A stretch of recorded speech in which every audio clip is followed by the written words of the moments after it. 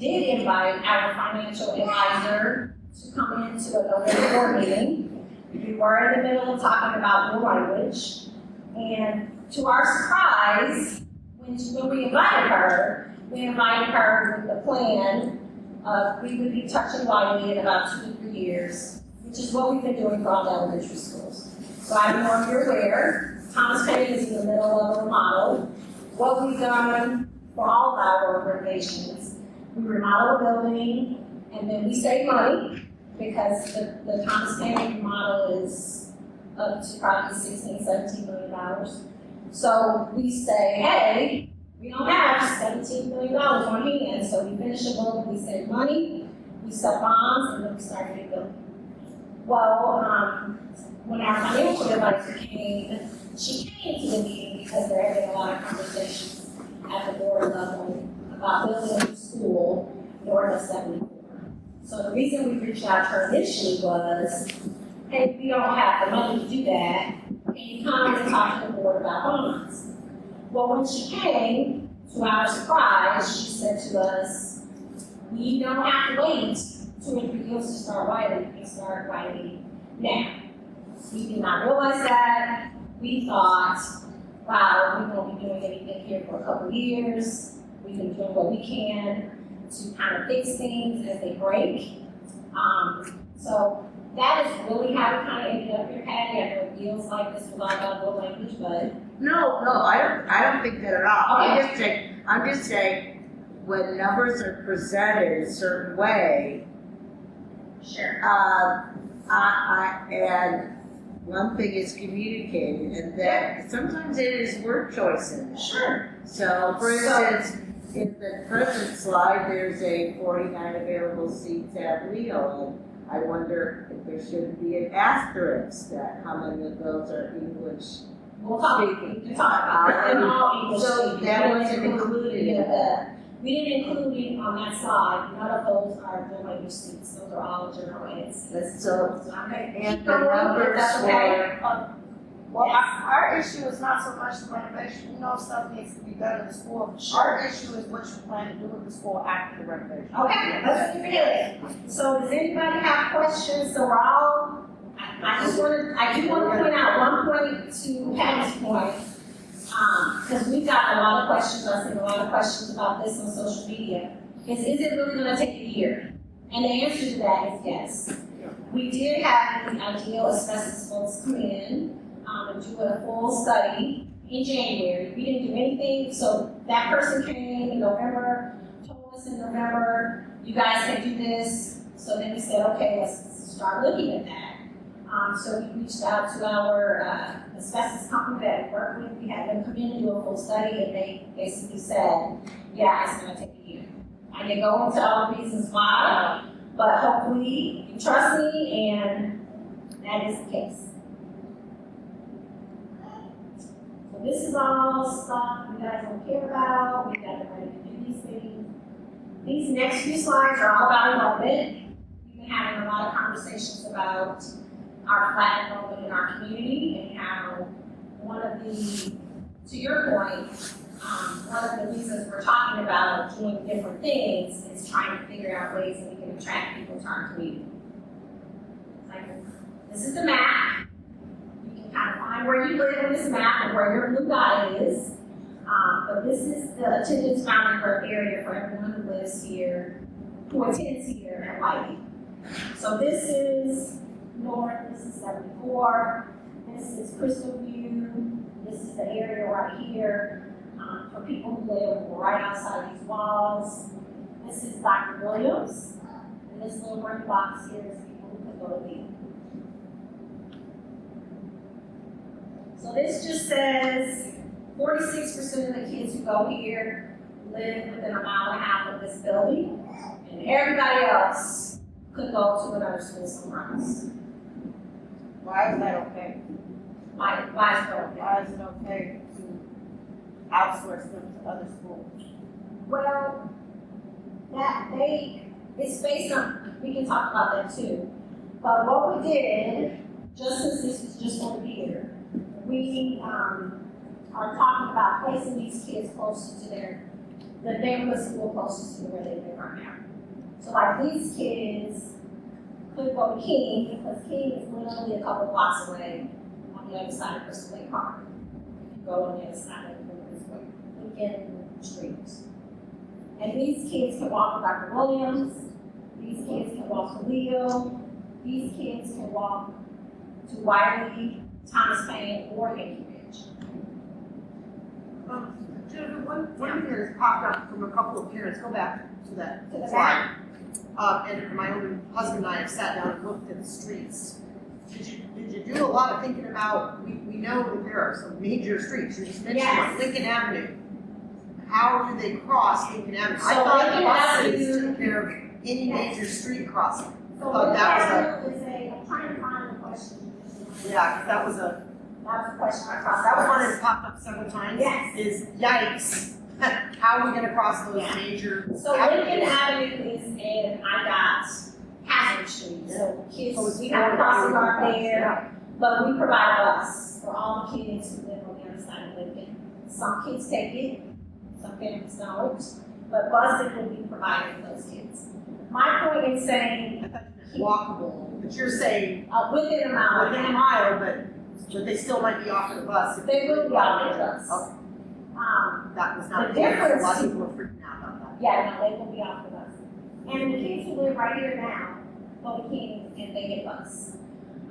The reason why we feel like it is helpful for some of those families is some of those families don't have transportation. So if I'm a mom, I've got 2 or 3 little kids, to get an Uber or to get over here and get a ride, when I could put my kid in a stroller and walk around the park to King is a little different. Yes. Sorry, the both sides are working with the. Yes, that's a different slide, so let me go over that one. I was providing you. Yeah, you're talking about this one, is this the one you're talking about? Yeah. Okay, what's your question? So, just the way you said it just now was like, oh, they'll actually go to music school, it's actually not true. You propose to go to. Yes, because the 2 big kids are on the other side of 45 and on the other side of 74. So, we would continue to offer those kids, a bus to Thomas Paine. Or if they really wanted to be at King, we could do that. The point of offering King to these 2 kids, this 2A group, is because it is walkable for an adult, not for kids, but for adults to get from here to King, they can do that. Questions about this one? Okay. How do I, sorry. Yes? I've only lived here like 4 months. I have no idea what's going on. Okay, so, I live like 5 minutes away out of Michigan, 5-minute walk. so you're here in this little box. Where's the school in about? That's small. Correct. Yeah, Yeah, should have been super. Yeah, okay, so here's mine. Is that the same box as a 3A, 3B split? Yes. yeah. So there's So we understand that, by numbers, that was broken up, numerically. yes, If with a little bit of thought, more thought. Yes. I know, but it was done numerically, not by person. There are children that live or next door neighbors that are gonna go to different schools now. yeah, and we can look at And that. there's ways to, let's say, gerrymander that so that it doesn't happen. Yeah, we can do that. This was just a very, I know that's very what close. that's for just putting some numbers, but I think people need to understand that, there are, these are children. Yes. And they have neighbors, and they have friends, and they have family, and oftentimes families live close to each other. Sure. It's cool, let me just put it that way. This came off. Well, it wasn't meant to be that way. It was meant to be just to give the board a visual. I'm very visual, I know a lot of people are. Just to give a visual of where families currently live and how we might be able to get the majority of people back to close to their neighborhood school. I get what you're saying, Jill. On the further slide, we talk about petitioning is still an option. So if we have situations like that where petitioning is always something that we offer and we'll continue to do that. Yes. Did the board thought about wings of Wiley classrooms, private teachers at these schools, figuring out a way to make it so that classes remain intact at these schools, perhaps instead of doing it geographically, doing it by grade. I So- know you have to get really granular in order to do that, but. So we have kind of looked at it this way. I don't know if you looked at this chart, but these are the kids that we're talking about. So K1, 2, 3, 4 kids, we call them kind of rising, so they're all going to rise up to the next grade level. But in some grades, as you'll see, you have 2 or 3 kids at grade level who might go somewhere. The only place that we have, are you born? The only place that we have a space where we can do that is Thomas Paine, because Thomas Paine has 8 classrooms. All the other schools, we would kind of try to cluster kids as much as we could. But I know we had I did not have a conversation with the principal of Thomas Paine. They are kind of anxiously watching the students, so I know the teachers there are already, if this happens, thinking of ways, this is a lot of kids, right? 117 students, maybe more, if people decided from that upper King area that they'd rather be at Thomas Paine. Ways to welcome mighty families. And I know one thing that they said is they really want the Wiley students and families to feel like they're part of that community. I know I've seen some comments about, people feeling like second-class citizens in these other schools. The other schools don't feel that way. I think we're already talking about creative ways that we could invite families in for the year.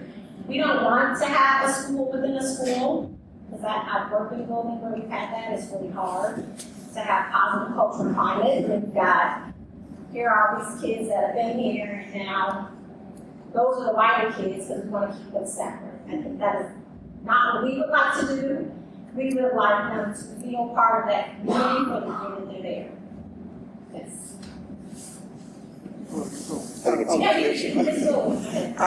So I have kind of a two-pronged question. About this slide? Yes. Yes. What was the original intent for those extra classrooms at Thomas Paine, and what is going to happen to those plans? Like, I'm not, because, in the conversation we've been having with the community, Yeah. they're saying like, oh, we thought those classrooms were going to be so that our class sizes were smaller. One parent commented specifically 27 kids in a kindergarten class, right? So what was, given the original intent for those Thomas Paine 8 extra classrooms, what are y'all going to do with those plans for them to make up for whatever was promised to those Sure. constituents already? So the plan, if you go back and watch board meetings for maybe a year and a half ago, we built those classrooms with the intention of knowing that eventually we were going to have to close Wiley and lose students to Thomas Paine. We've been saying that for 10 years, that when the abatement process happened here, that this building would have to close. So we added more classrooms than we originally were going to. We've not added this many classrooms to any building that we remodeled.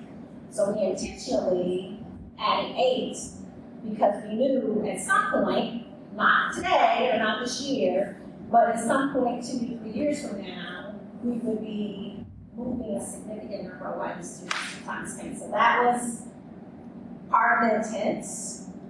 We spent a lot of money doing that. Knowing that we wanted to have a space when it came to that point. Going back to your comment about class sizes, I don't think we've ever told the Thomas Paine people that that is what the plan was. I'm sure that we'll hope that. But we don't put 27 kindergartners in a class right now. Our class cap for kindergarten is 21 and 22. Okay. Yeah, I don't know the Thomas Paine, so I think. Well, that's across the district. So these numbers, and I guess I can show you. Why was that information included in your graphics? You said contractual minimum, the maximums, you said that you use those numbers. Yes. But what was the We fear? said that, What we didn't put that in the I mean, picture. to me, that was like, well, why not inform the public of what that actually means so that they have I didn't understanding that class sizes in second grade that they're used to in 20 may indeed have to go up to, Well, no. But they won't, because we did the math. So these numbers include class sizes. Every single one of these is under our class cap by a couple kids. So this is not putting every single class at the max. So the reason we're sharing this is I think it's important when we talk about our enrollment. Now,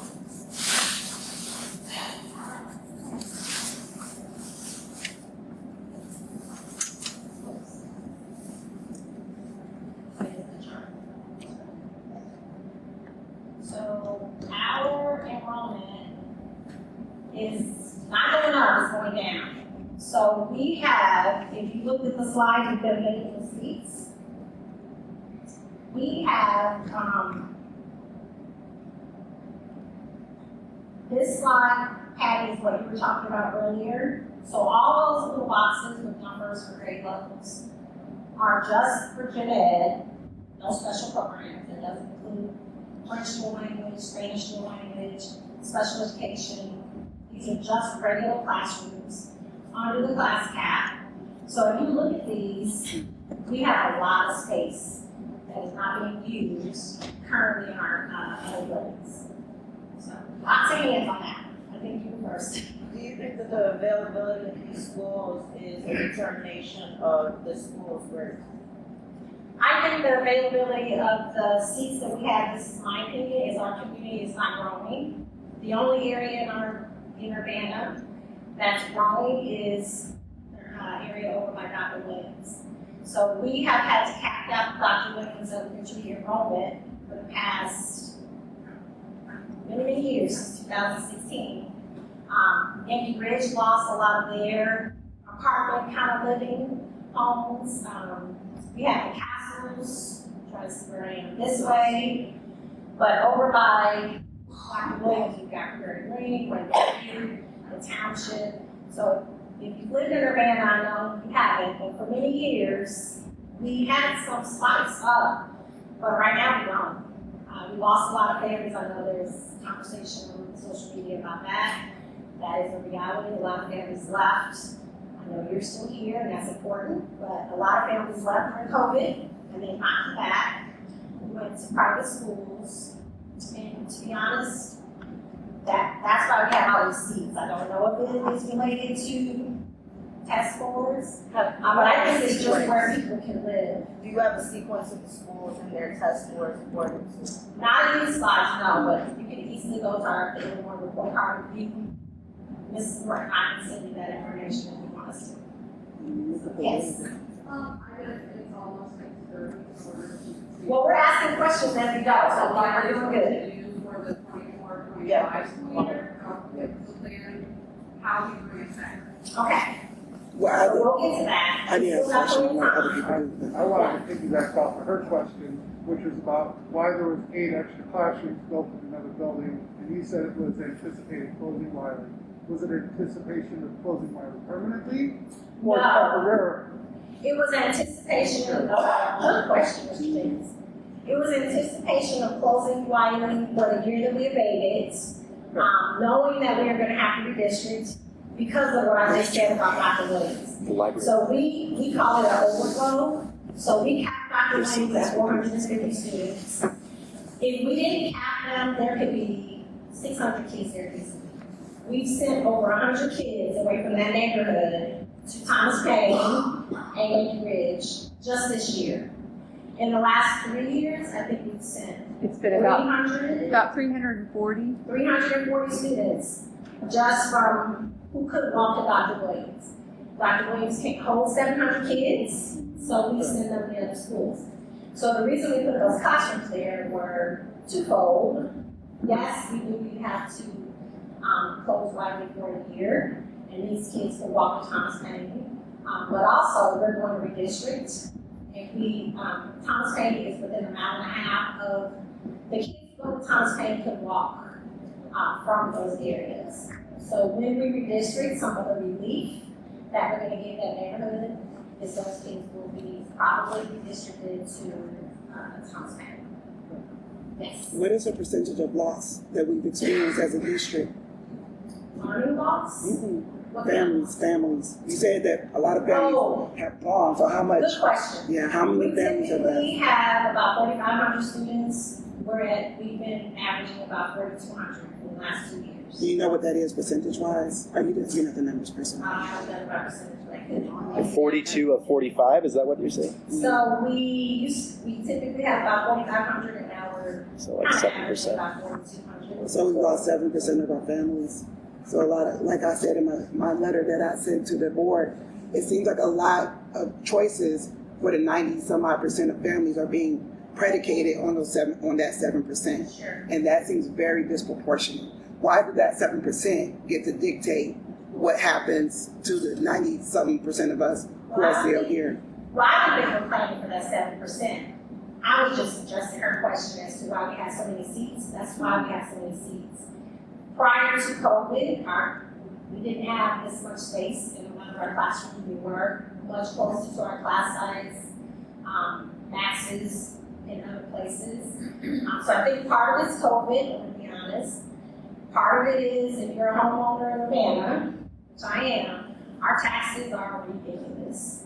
And you can build a house in Champaign, Muhammad, or somewhere else way cheaper than your taxes. I think that just hurts us in this community. So we need to do other things so people don't worry about the fact that they pay 10% of their taxes compared to other communities where you pay 3 or 4. So we need to do other things to get people to want to be here. What are the other things? Yeah, we're ready for that. We're ready for that. That's what she wants to talk about. Okay. I'm gonna flip through these. If somebody has a question as I go, stop me. Because I'm gonna make sure. That slide just shows the same thing I showed you on the other slide, how the kids who are kind of in this area can walk to like 3 or 4 schools. Yeah.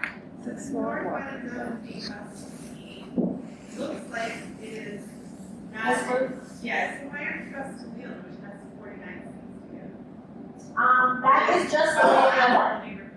That is just the way the attendance boundary area are you asking why they're up there? Why the plan has the bus to King instead of. Because Thomas Paine has tons of space and we're gonna have empty classrooms there that we're not using. So if they have to get on the bus anyway, we thought we would utilize the spaces that we have at Thomas Paine. If somebody wanted to petition to go to Wheeler instead, they could absolutely do that. So I'm sorry, I'm just trying to figure, if we didn't have to abate Wiley, what would those Thomas Paine seats be for?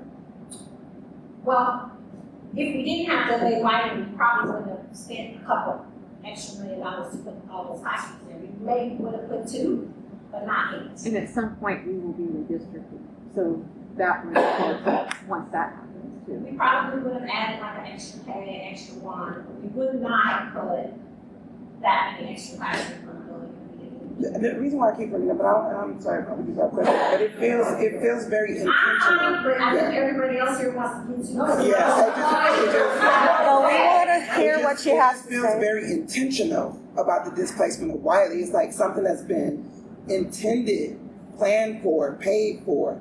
It's on a very pretty, floor plan that we are going to, like, this building will be repurposed or shut down or hazed. I don't want to use the wrong word, but it seems so much more intentional than we just need to do some repairs.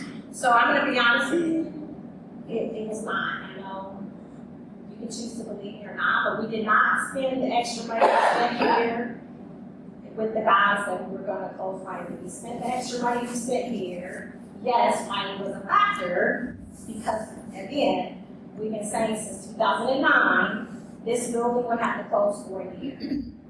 Where we were gonna put 230 kids several years ago was a huge issue because we didn't have the space. Since COVID, when we first started talking about Thomas Paine, Thomas Paine's been under construction for over a year. We've been talking about it for about 3. So the idea, any discussion about closing Wiley forever never was part of why we put these classrooms here. These classrooms were added, 1, we knew we had to send these kids there eventually when we abated. We didn't anticipate 2 or 3 years ago that we would have space in the other buildings. We literally thought we'd have to kind of pick up this whole school and put it at Thomas Paine. We knew we would have to redistrict. we have to provide some relief to the Dr. Williams neighborhood.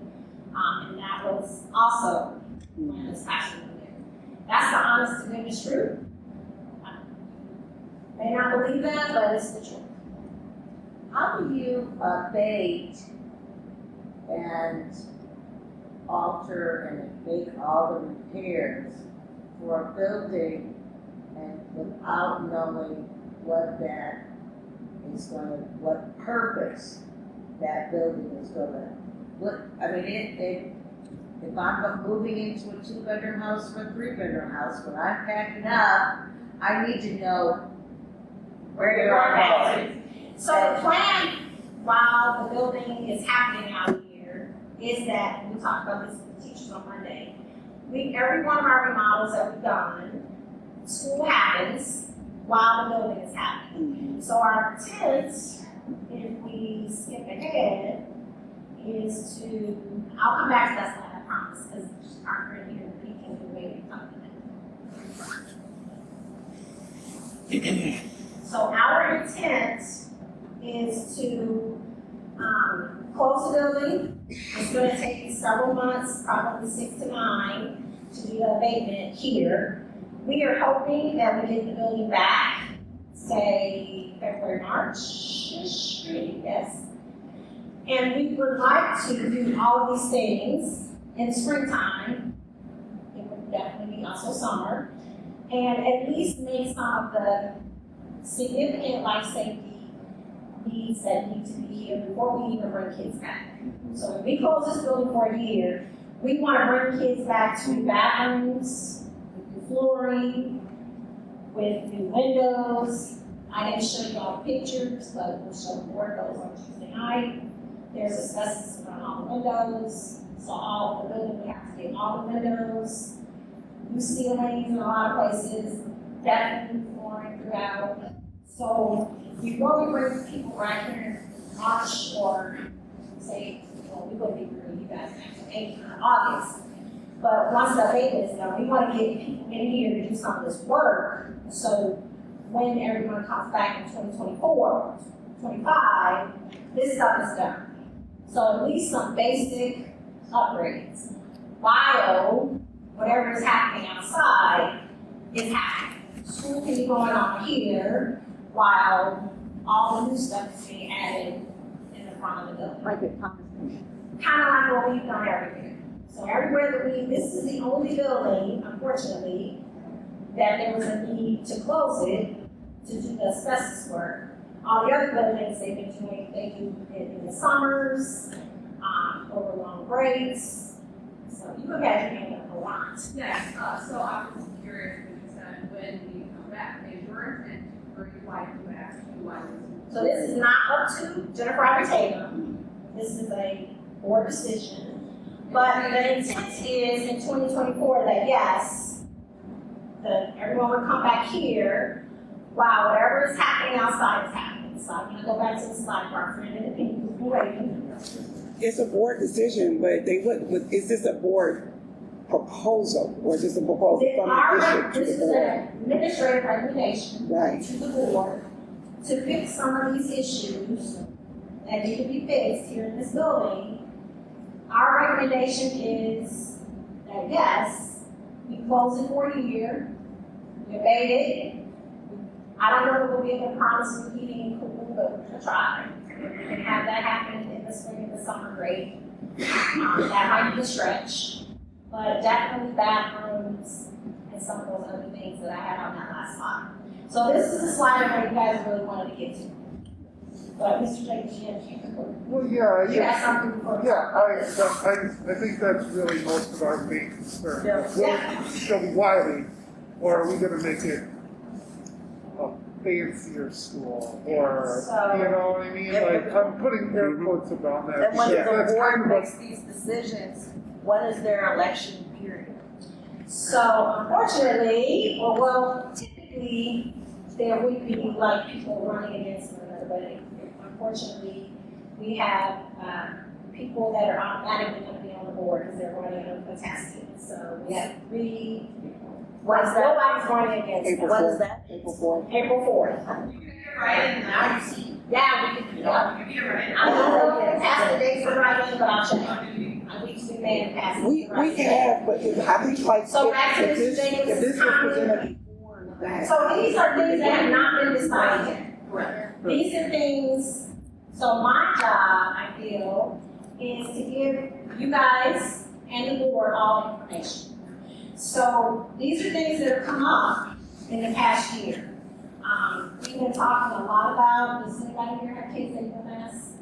Or had kids? UMass is bursting at the seams right now. So there's been a lot of conversations about, it's just too many kids in one space and there's nowhere else to put them. So that's why it's on this slide, because it's something we need to talk about as a district. I'm a taxpayer, some of you are, as good stewards, yes, as all of you. As good stewards of taxpayer money, there are a lot of people who pay taxes who don't have kids in our schools, who expect that we're doing what we need to do with that money. So in order for our community to talk about the city of Urbana and the whole community, these are things that need to be discussed. The reason this one is here, that is something, I didn't make that up. So I know I was kind of accused of using the word specialized in the presentation. I took that right out of a 2017 presentation from the facilities committee.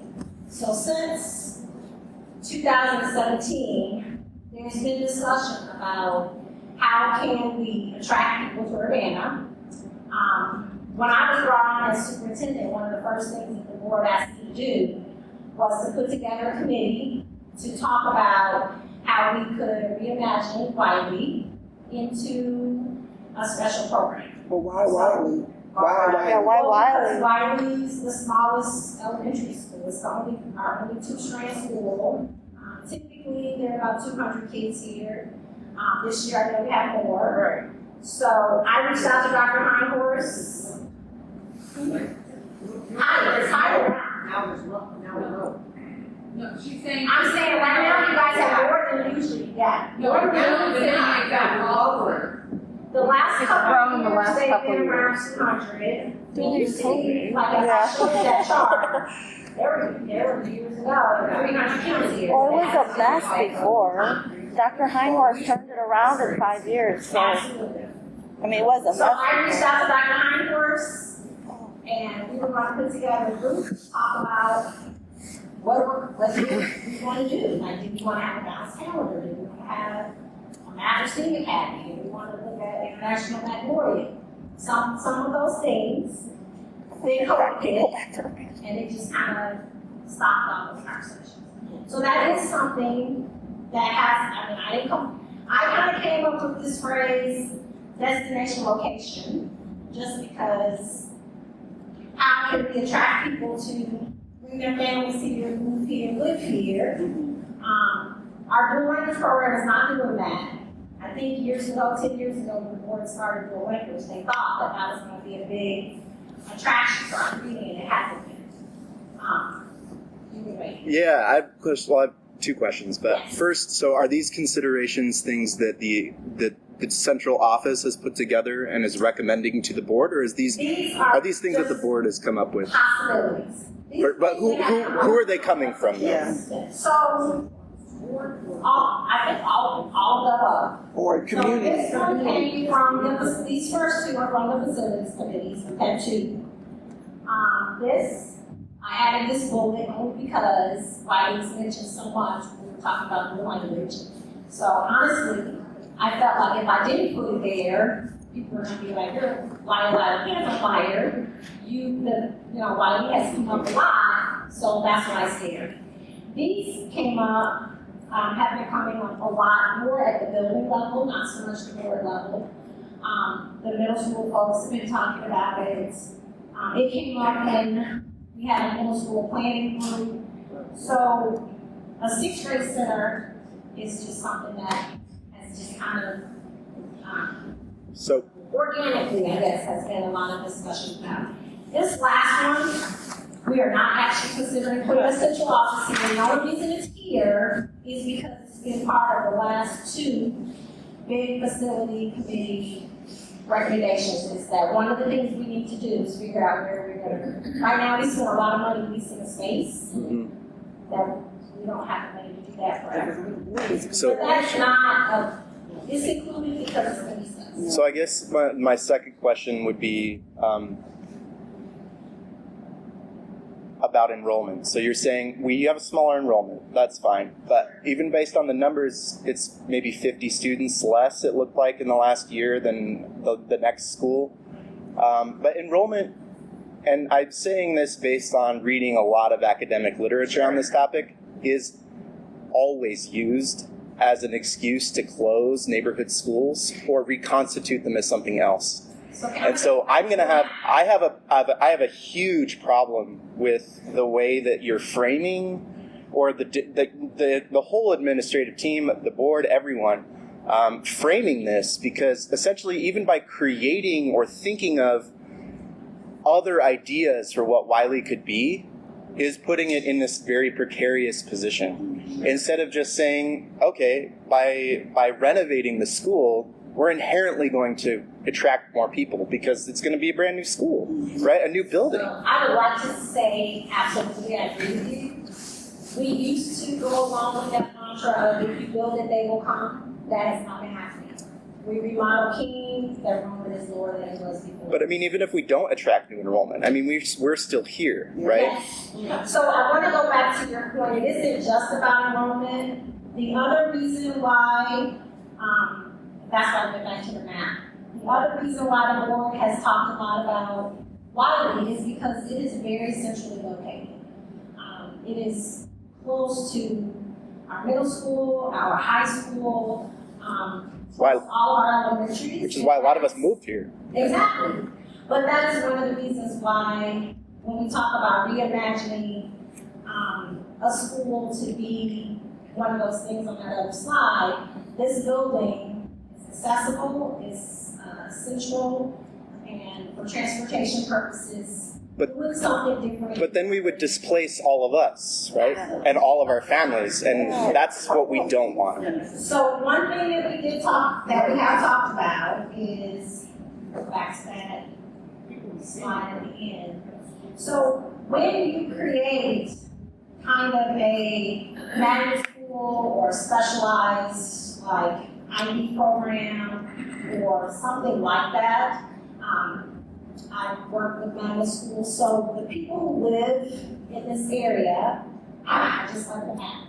But if we go back to the map, all the folks who live right, I heard comments about we bought our house, so we can go Wiley.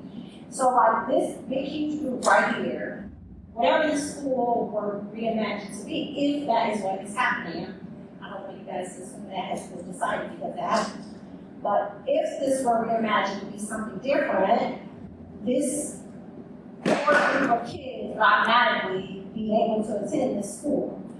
Our hope would be all of these kids come here and we attract people from other places to also come. Whether that would be these kids up here decide, wow, I want to get a math and STEAM academy, I want to go there. But they already go there. Building they will come for what we're doing right now is not working. Adding a gym, a multi-purpose room, and 3 fine arts rooms is not attracting towards people to choose to be in our community.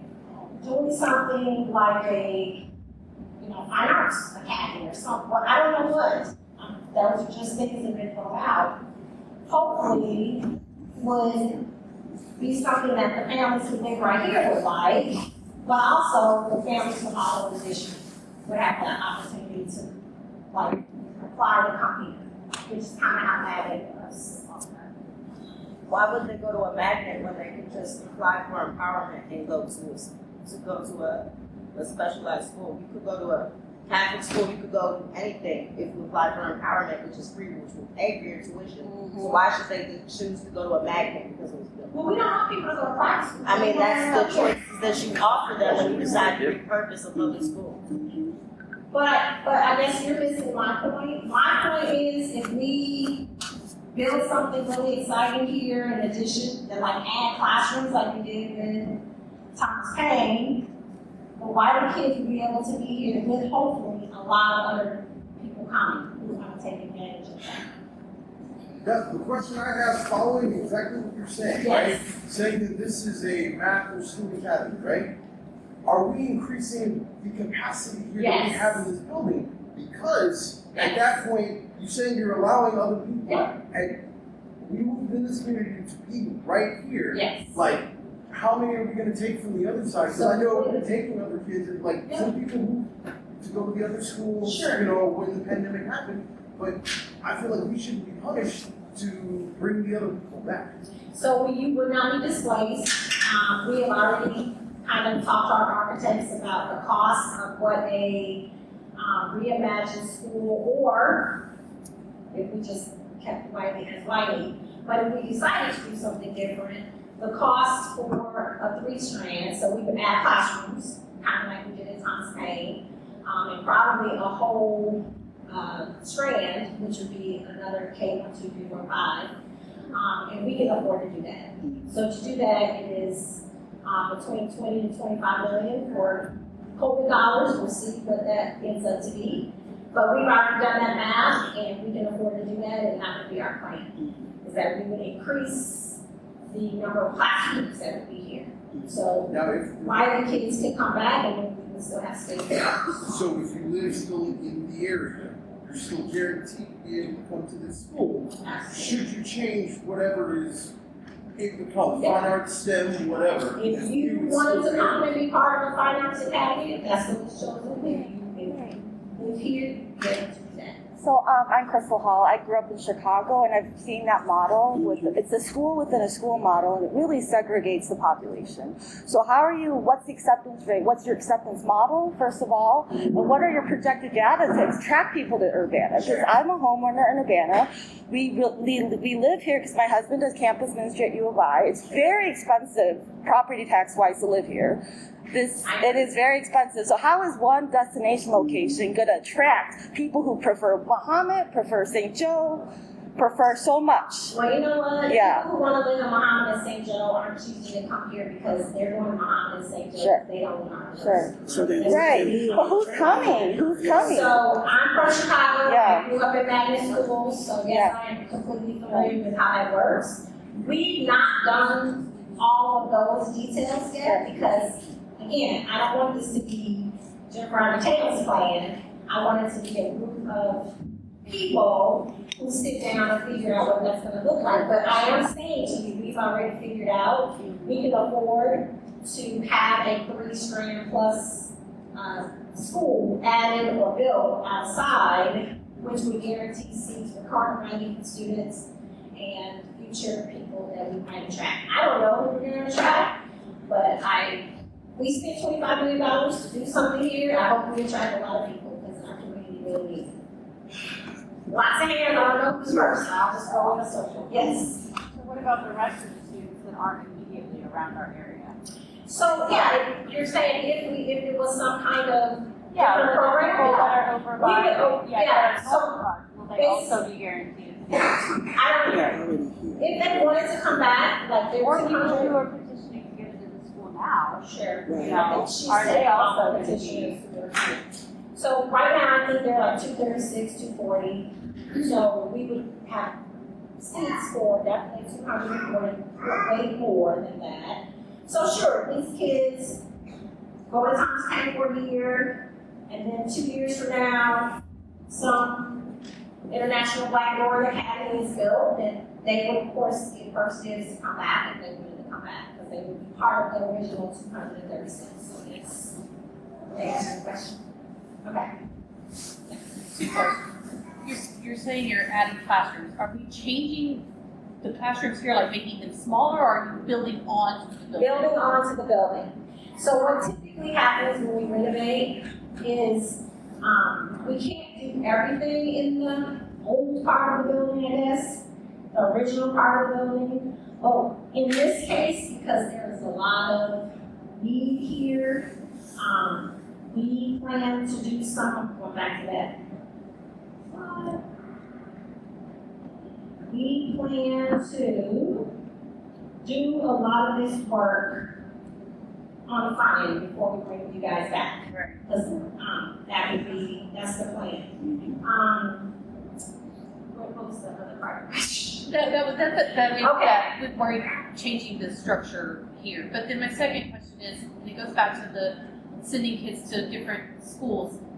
Part of the reason we like this school is we walk. Yeah. We literally live the next street over and we can walk here in 10 minutes. Yeah. We can't do that to Thomas Paine or Neil. And I know we're under the mile and a half mark or whatever it is, but any of those choices for us causes us to walk across streets that I will have a kindergartner and a first grader next year. I'm not going to have a fourth and a fifth grader. I have babies who aren't safe walking a mile to another school. Well, we have kindergartners who walk almost a mile and a half all over the district. And I know they're not your kindergartners, Right. that's different. But we are going to add crossing guards. So I know that was one of the questions that Ms. Quinterberry sent. So we would have additional crossing guards. The gentleman that is here is amazing. Yes, so I would hope he would be willing to move to like Florida and Philo. But we would be adding some crossing guards for walkers. So I'm going to keep going this way, so I'm going to get this gentleman to go back. Yes. So much uncertainty about what the building is used for. I guess I have many questions about that. One would be, how can you promise that? But what's the proof? I'm thinking, there's not very much time left to get bids, get samples. This whole, what has been planned is all based on the idea that you can get moving by July, August. I don't think that's likely to happen. Well, the hurry is, and I kind of went through those pictures really quickly. There's a lot of things in this building that just really need to be fixed. And unfortunately, this is just some of the maintenance that we've had to do in the last couple of years. But unfortunately, we can't fix some of these things because we have to assume that anything that we touch has asbestos. So like this sticky tile over here, we would have, if we touch it, it could be asbestos.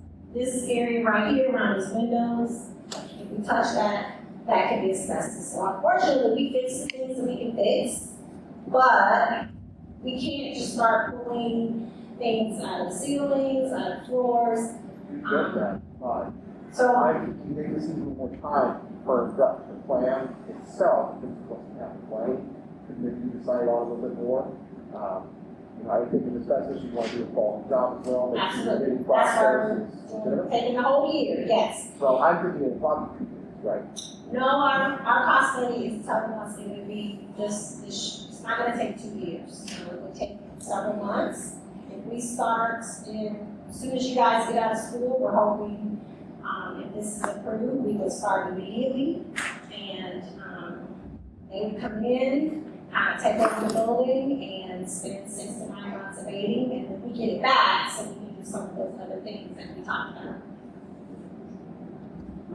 So, Mr. Chairman. So, as somebody who works in the district, I will say what the gossip is that admin has made a decision that this will not be Wiley.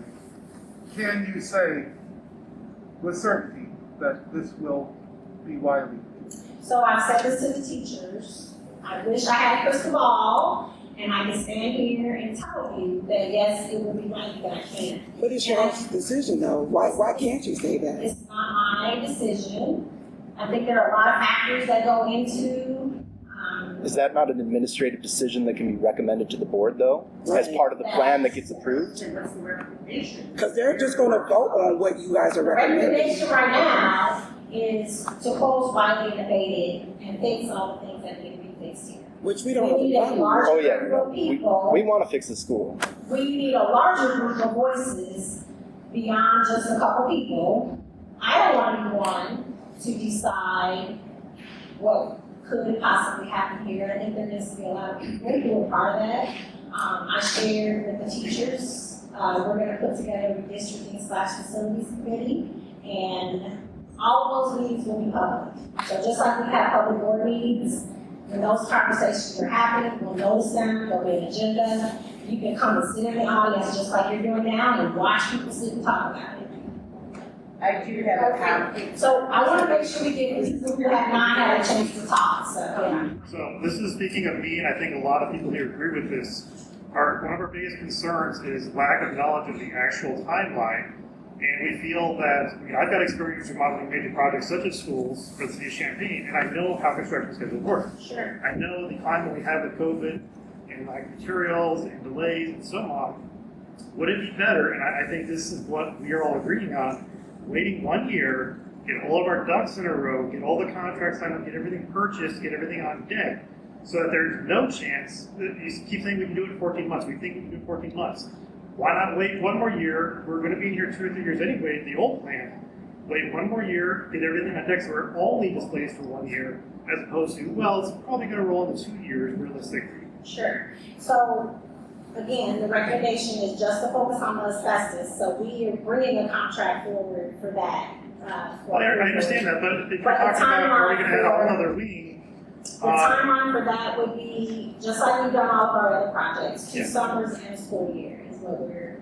But if you're adding a whole other strand on here, if you're remodeling the kitchen, don't you need to take into account the extra class, the extra people you're seating, the extra space. So all those decisions go into remodeling even the old building.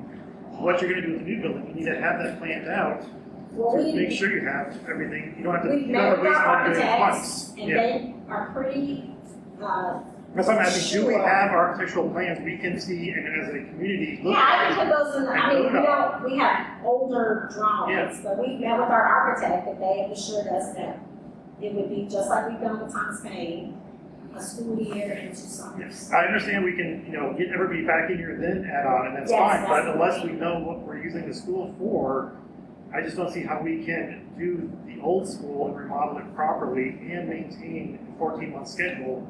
In today's climate, that's nearly impossible. I mean, Thomas Paine is running behind schedule too, right? No, they're running Are they right on scheduled? schedule. That's They're amazing. gonna open in Okay. August. Okay. Yeah. They have to. Don't jinx us on They that. have I'm just saying. We're very excited about that. Because where else is Wiley going to go? Well, they have to be there. And we don't have anywhere to put the 200 kids in Thomas Paine. So yes, it is on track to be complete. Yes. You might already mentioned this, but like, I ain't really getting clear, just feel like a circle of, not even an answer, but assuming this does stay white, does all families with children can go here, get the opportunity. If they want to come back, if that's what happens, yes. And again, some people may go to Thomas Paine and want to stay there. I mean, people's lives changing, who knows? But yes, if that is what happens, all 236 kids that are here right now will have the opportunity to come back if that's what they need to do. So you are guaranteeing seats for everybody? Yeah, and when we come back, yes. If that is what happens, everybody who was here would have the opportunity to come back. Yeah, I guess I'm not really clear. I'm Yeah, sorry. there's 2 pieces there. There's an if we come back. then you're No, saying I'm there's saying, not I think she when we was, come back. when we come back. Yeah, I'm just, I thought we were talking more about the whole destination location thing. no, we can be a destination with Wiley, so we, Yes. like things like his question, Yeah. and I don't want to speak to you. But are you, in his question too, you said you're No not. matter what the school you don't have a is, crystal whether ball. it's a 6 elementary as Wiley or a destination location, the 236, my recommendation would be, again, I'm just one of, our group that's gonna talk about this.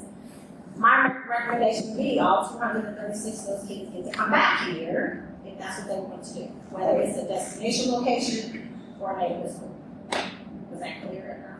Yeah. But we're not 100% sure that it's going to be a destination. We are not 100% sure if it's going to be a 6 elementary or a destination location. Or I think we are going to talk about that. It's not going to be a middle school. We gotta see where. I think that would be something that we can discuss.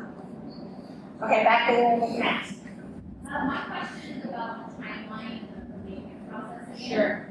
We're gonna start this summer, so does that mean you already have like bids out to contractors? So we have to have a contract So, good question. So we're gonna bring back a part 2 of this conversation next week on the 21st and ask the board to make a decision. It is February, so if this is something that's gonna happen next year, we need to figure that out sooner rather than later. And we are hoping by Friday, either one of our asbestos folks that we're gonna actually have a contract that would also be approved, and the board approves this, so they can start doing all that bidding and stuff that needs to happen now, instead of waiting until June. And if it comes to fruition that we can't start that process in the timeline we thought, we can stay next year until we can. Sure, but I don't foresee that happening. I mean, we had our asbestos team in here in January, and they've given us a kind of preliminary cost study. It's gonna cost $1 million at least, and we have the facility sales tax dollars to do that. So, Sure, it costs a lot. I'm just worried about disruption. sure. They already went through the pandemic. Yes. We all have the post-stress from that. We're finally getting back Right. to normal school. I'm just worried about another disruption for something that we can just wait. So if we know that when they start, we might have a better idea. Our hope is that they would start in June. That is what is, that we, as soon as you guys pack up and, not you, but your teachers are able to kind of close everything up, we want to get started and have every single day that we can happen in here. Because it isn't just about us, that's just for us. That slide I keep showing you, we want to do some of the other things, and we just, I am not comfortable bringing 236 kids back here next year without doing some of the other things that need to be done while the building is closed. In a normal world, like our gentleman here in the beginning was saying, we wouldn't be able to put in all the flooring, renovate all the bathrooms, do all of those things on winter breaks, spring breaks, and during the summers. But the fact that the building will be closed will allow us to be able to do that. So as they abate and move through the building and do work, we will be able to go in and touch on other things as we get the building released back to us in the springtime. So, did you still have, did I answer you? I do have a question. What you said when, for your question, you met with the architect, when you met with the architect, you said, I want to turn this building into a school. Nope, let me stop you. When I met with the architect, I said, how much would it cost for you to give us a new gym, a multi-purpose room, a whole new strand of classrooms? I did not say I want to build anything. I just need to know how much it's going to cost us to add the square feet footage and do what we've been doing, is what I talked to the architect about. So I know you have some people who haven't had a chance to talk yet, yes. So I've got Well, I was actually talking to the lady. So as a children that used to make trauma-informed community underrepresented, will your plan, has that been a trauma-informed process? In terms of, is this process truly what's the best thing for children? Sure. Is it in the best interest for children, financial interest? So not taking anything away from Dr. Hoppers, I know she's done a lot of really great work here, and all the staff have, and this is a great learning community. I feel as superintendent here that all of our schools have done a lot of work around trauma, health and wellness. I understand that, but I think what you're asking me, will they go to other places, and also will it be trauma informed and social emotional?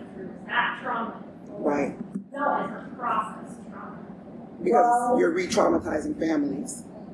If that is the way you would like to view it, I think what we are hoping that we're doing is giving students a more conducive learning environment. Giving learning.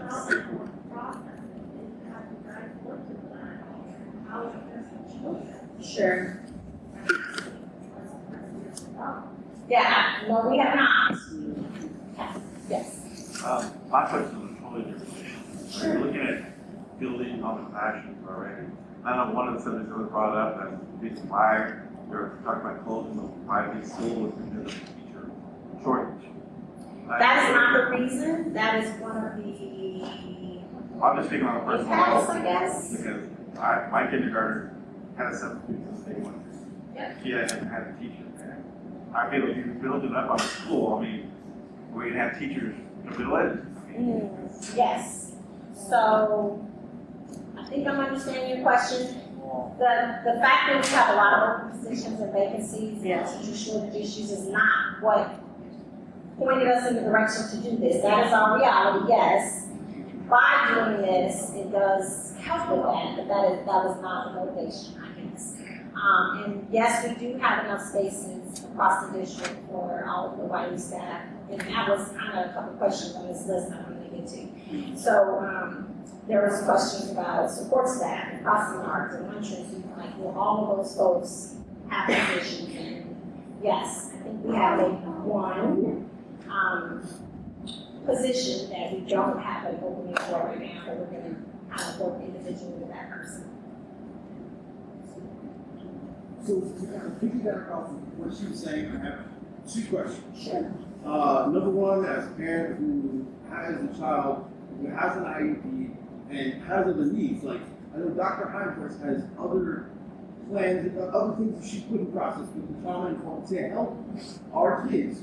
What is being introduced to us? Because, like, honestly, I have no idea which school my kid's going to. Is there a plan for that? How is the inclusion in that school? Sure. Is my kid going to have the same teacher that was going to be here at that school? Like, none of this has been mentioned to us. We're kind of left in the dark. Those are good questions. And I don't know that I can give you a solid, definite 100% answer right now. What I can say is, in your case in particular, I don't know who else is impacts, but for our students with IPs, we will look at, because there are 2 teachers here, there should be 3, but there are only 2 because there's 1 opening.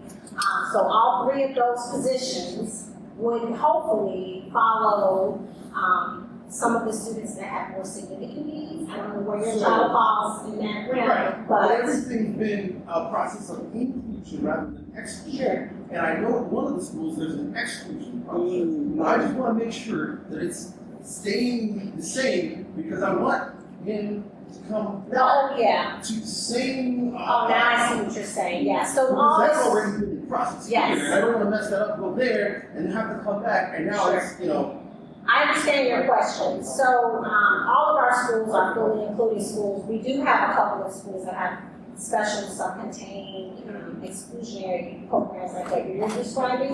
But all the students here would go back, would be in a full inclusion environment just like they have here. I do want to answer a couple of questions here. I don't know if these were from the other parent meetings. So I think I've already talked a little bit about the plan for support staff. So support staff would be going, we do have positions like I've already talked to. Lunchroom, I know they like to work together, so we're hoping we can keep them together wherever they go. Definitely a plan for additional crossing guards. Someone asked about the outdoor classroom. So the outdoor classroom here is phenomenal. I know there have been special grants here. It is very near and dear to Ms. Quisenberry.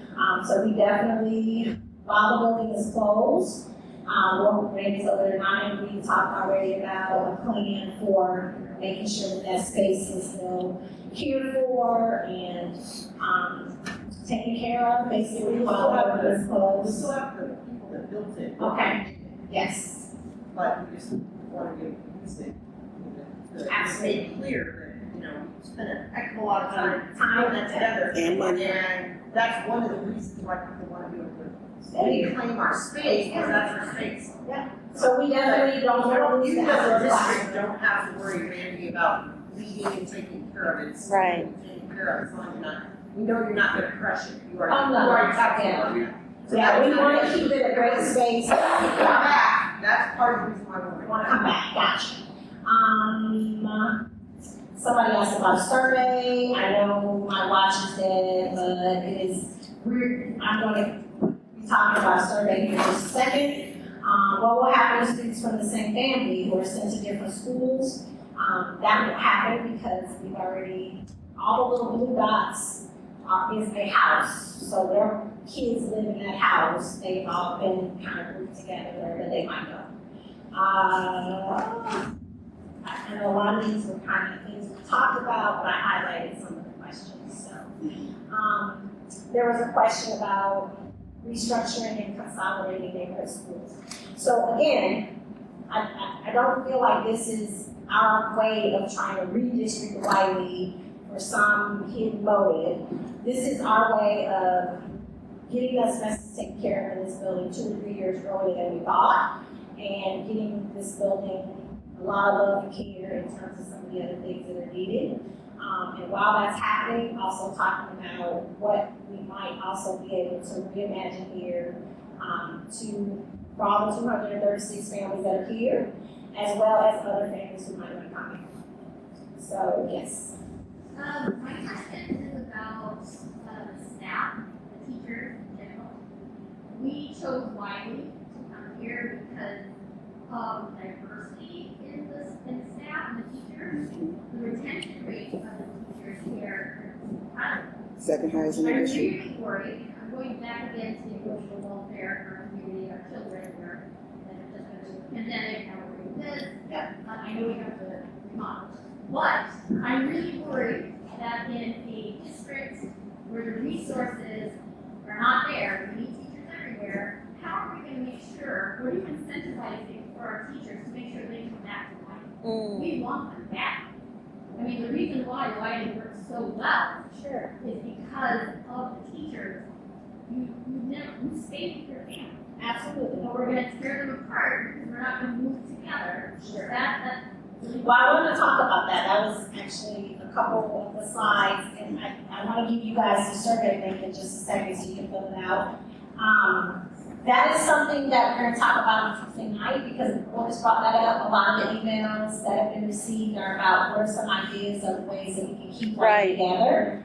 So I shared it. I know it's after 7, so anybody needs to leave, that is fine.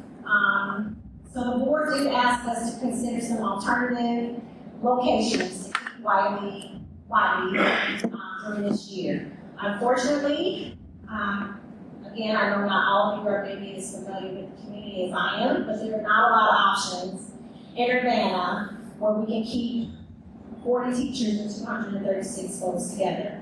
And it feel like it's really screwed happy. That would be conducive to learning. So we have investigated a few. This slide, the survey link that you're going to be getting has these slides so you can read them. I know it's late, so I'm not going to read them to you. But we talked about a few. Brookins, if you know where Brookins is, if you go down Washington Street, Brookins used to be the junior high. My sister-in-law went there. It used to be our 7th and 8th grade, 7th, 8th, and 9th graders attended Brookins. It's been a long time since it was a school. It's an office building. So it is a pretty big space. Years ago, when the district remodeled UMS for a couple of years in Leo, we used the building on Filer Road, which is now a storage space. It was a jewel grocery store. And we used that as kind of like a transition site. Built cardboard walls. We kind of made it a makeshift school to be able to remodel those spaces. These are not ideal. I'm going to share them with the board, but again, I don't know that I can recommend any of them, but I did put them in our survey. Jennifer, that one looks real good on paper, but I know what I know because of who I know. It does not look like Brookins will be available by August. Okay, I do not know that. Okay. We've had one meeting with them talking about the space, but not so much for Wiley. We talked to them about it. Kind of cool, but you know, we asking around and finding out from the city. I'll talk to Steve Summers about that. He had talked to us about central office, like it may be becoming a new central office location. So this is one. There was a space in Lincoln Square that is a big office space. It's in the basement. Health Alliance and Carl was there for years and years. It's like a big, huge space, so we have to come in and put up walls. There's no green space, no lunchroom, no kitchen, but we can figure those things out. We used to own Washington School, which is right across the street from, you go to the pool, Crystal Lake Pool. It's owned by someone else. It is actually the only option here that is used to actually be a school. We have not owned that property since 2013, so we have no idea what condition it would be in, but they could possibly look to that person leasing it. They closed it for asbestos. It does have asbestos, yes. But there's asbestos here right now, we're here, so for a year, if that's what we needed to do, that's what we would do. Portables. Yeah. Mobile trailer units, so middle school had a big, huge mobile portable back there during COVID. We needed extra classroom space because of social distancing. This would be a really costly option. It would mean we could bring tons of portables and put them out in the grass out front. The issues would be bathrooms, plumbing. I don't know if our regional superintendent would sign off on that for safety reasons, but it's something that we can explore. So you were going to be getting a survey link. The teachers got a survey today. So I don't know how many of you have email on your phone or you email on your phone, but you were. Is that the QR code? No, that's our survey. That's our survey. Yeah. I do have a QR code, but we're going to do it this way instead. So, last couple questions, yes. Yeah, so I just wanted to make sure I'm succinct. Yes. First of all, I think I can say this for everyone who's at least here. We want the building to be remodeled and renovated.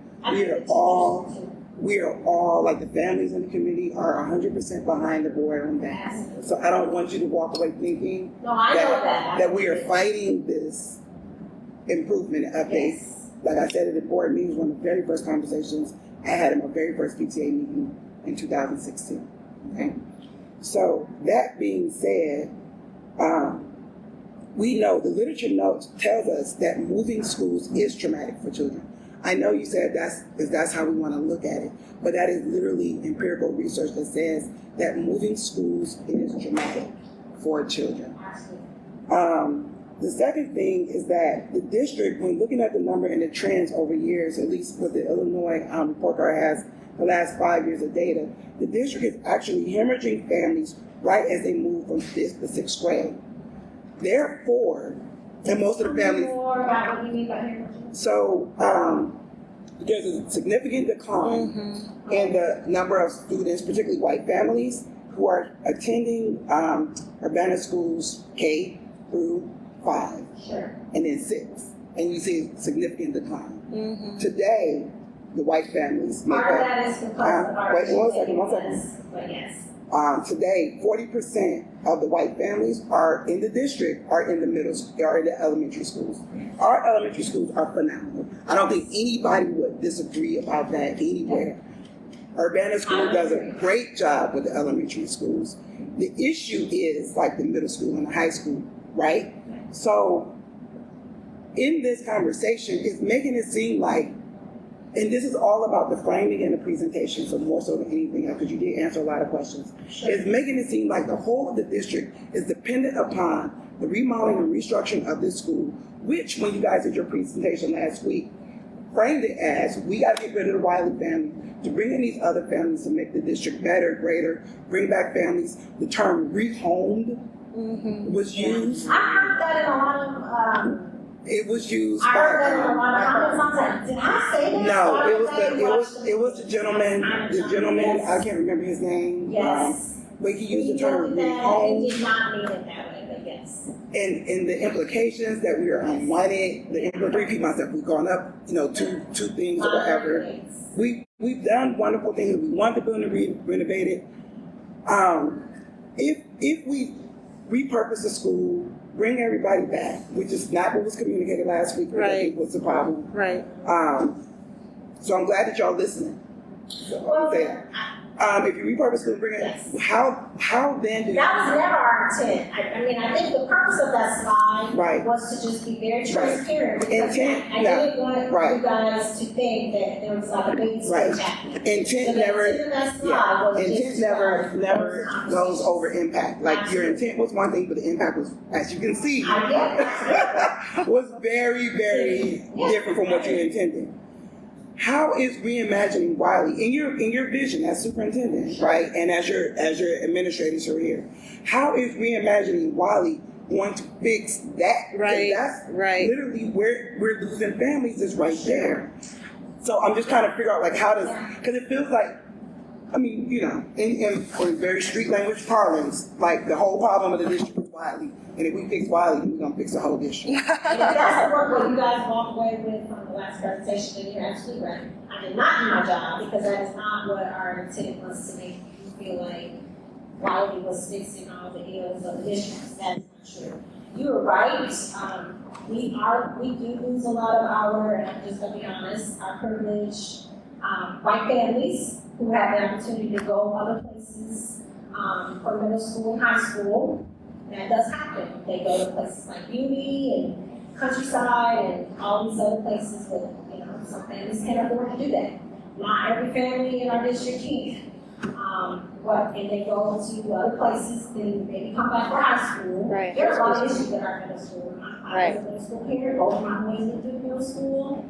It is a tough place to be. There are a lot of fantastic things that are happening there that get overshadowed by a lot of not so fantastic things. Part of the reason why there are a lot of those issues is too many kids. There are 950 kids in that space. 950 kids in 2023 is not the same as 950 kids even 5 or 6 years ago. So that is just a reality. I think a lot of the families who move to those places like St. John Muhammad, we know why they're moving. But a lot of the families who leave and go to some of these other places, they come back for high school Right. so they can have access to Right. advanced placement classes and some of the other things. So there's a real reason why those families leave. You were 100% right. Doing some of the things that might attract those families is not going to change that. Because those families are on a very different track and are looking for very different courses and classes for their kids that might be okay for their families, but our average urban school district family doesn't have that privilege to do that. So I agree with you. Creating a fancy IB school is not going to fix that.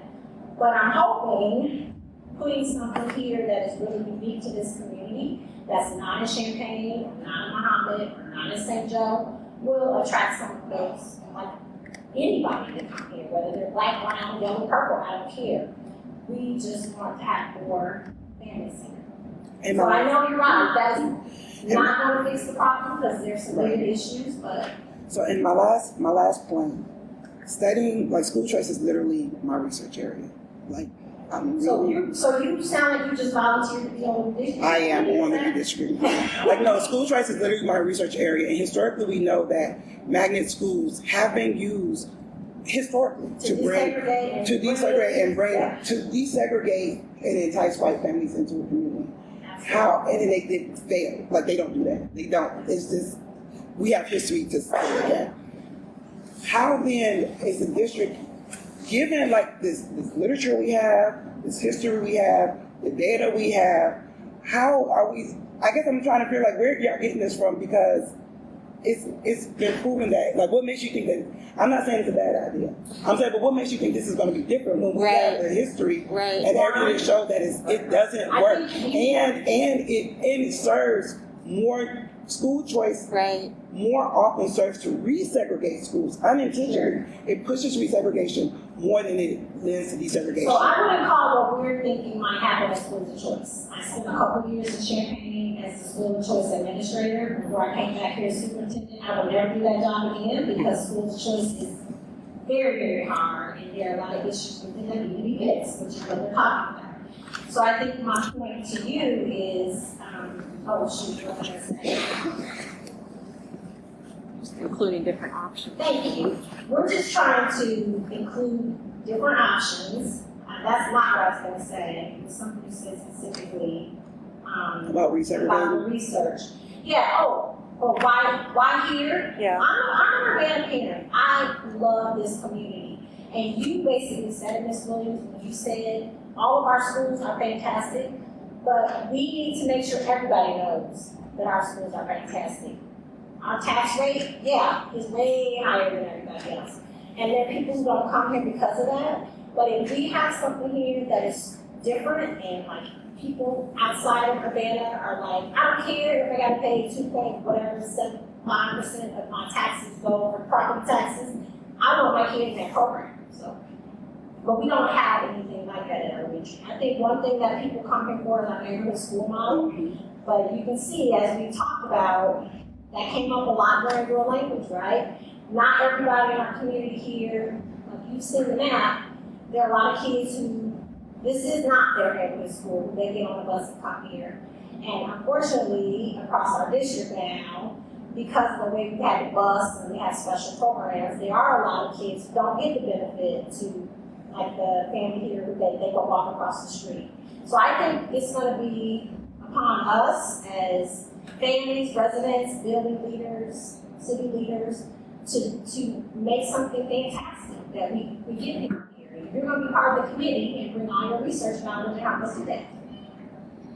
So the busing was part of the desegregation program, from what I understand, right? So you mean busing from way back when you first started? No, like bringing the families just from the region. Like, Right. I just got here in 2016. Yeah, was for desegregation purposes. Right. So partially, yes. It was a long time. And the last time we redistricted, I was part of that committee as the principal at King, and we spent a year and a half talking about redistricting this community, and we moved 10 kids. It was a waste of everybody's time. And we didn't fix any of the real issues. So now it's gonna be up to us as a community to fix these issues, because we do have some issues with housing and all the other things that our student attendance boundary areas need to be joined to fix those things. Or we have So I want to get this gentleman in the back, he's had his hand up for a very long time. I know, we're getting a lot of more. And that's a little confused on the intention. So, previously you just shown ways to keep all the kids together. If they don't got intent, if the intentions ain't solely 100% on rebuilding Wiley, so bringing families to attend Wiley, what's the purpose of putting them all together for years go by? That was a request, yeah. And they got to get, Yeah. we schooled out the kids somewhere else because this turned into something outside of So that honestly, I'm bringing that forward because I was asked to. That was not my recommendation because, again, I'm not gonna speak for any of y'all because these are your kids. If I were a parent, I would not want my kids sitting in roommates. I'm just being honest. Yeah. But I was asked to bring options by the board, so that's my job. They're my boss, so they say, bring this, I'm bringing it. A lot of you guys sent emails and people said, hey, has the district looked at ways to keep us together for a year so we don't have to go to like 4 different schools? So we did that. Unfortunately, none of them are fantastic options, but there are things that we could look at putting the time and effort into doing if that was something that teachers and parents wanted us to, and board wanted us to continue to consider. I agree. I agree with you, but it was something, I don't know that everybody in this room would agree with you. There were some people who wanted to hear more about that. So it is after 7:30, I'm gonna take the last 2 questions. Okay, so you mentioned the possibility of this being 6th grade, right? Oh, yeah. If That's something that could be Declaration discussed. 6, right? Why couldn't we just make all the schools in the district K through 6? Right. That's not the issue here. We talked about that. And I don't remember that being mentioned in the meeting, but if we built other classrooms and more classrooms at the other schools, wouldn't that help? We've talked about that, but do you have a kid in middle school level yet? Not yet. So, you have younger ones. There are a lot of things that are needed at the middle school level that we're not able to offer at our elementary. So it would mean it sounds really simple to like bring 2 6th grade classes and put them in every school, but we also have to bring a lot of additional coursework that they do at the middle school. Okay. For all those buildings. The only reason it's being considered for here, to talk about here at Wiley, is because the middle school is literally like 5 minutes away from here. So they can go over there for like band and all the little special things we have to do. Band, you have a separate classroom. It's a different kind of band. Oh, I know, I went to band, but still, it's kind of like, you you going to school and me coming in and taking your diploma and saying, now I'm a doctor, right? Yeah. Because that's essentially what would happen if, we put our time, our sweat, our effort into keeping this what it is, and then just taking it away from us. And that's something that I definitely We don't want to take it away from you for a year. No, I mean for it to become something else. Sure. But again, I just want to be clear for everybody who's watching too. And the committee is going to talk about this, but our recommendation is if this remains an elementary campus, using that word, that the kids who leave this building have the right to come back to this building if that is what they want to do. If whatever the program that will be here is here, and it is something you are interested in, then you can bring your two kids back here in 24, 25, 26, or whatever. And then after that, whatever kids we have that aren't in school now should still be able to go. Absolutely. Okay. Yeah, absolutely. And our intention with moving is even the kids that we're kind of sending, I didn't say this, but I should, it's in the slides. So the kids that are being sent to like King or Thomas Paine and these other places, while redistricting is, all of this is being talked about next year, our intention is to only kind of move those kids once, not to have them move again. So if for some reason, if we went in and did some tweaking around over by Crystal Lake or up by I-74 for the families that live on High Farm who come here, if they want to stay wherever they are, they can. If they want to move, they can. So we're not going to force people to move just based on we moved a few streets around. We'll grandfather them in and they can stay there through fifth grade. So once we move you once, we're not going to ask you to move 2 or 3 times. That would be up to you if you decide to do that. So it is 7:35. All of you should have received, if you have email on your phone. If you don't have email on your phone, you got it as a email on your computer, wherever you get email. Wherever email we have in our system, you get the sky alerts from me. Yeah. You should have got an email with a code that we are asking all families to complete. I was gonna have kind of do it as a QR code here, but we thought, well, we're gonna send it to everybody and send it out. Yeah. While we're in this meeting, so everybody got it over here. So if everybody can complete that, we really appreciate it. If you have additional questions, I'll hang around for a few minutes. Randy, Kim, thank you guys. Thank you. Thank you. Thanks for coming. Really good questions. So thanks for coming, and tomorrow night is like community night, please come here. Mm-hmm. And you guys hear her again. Thank you. Thank you. Thank you. Thank you.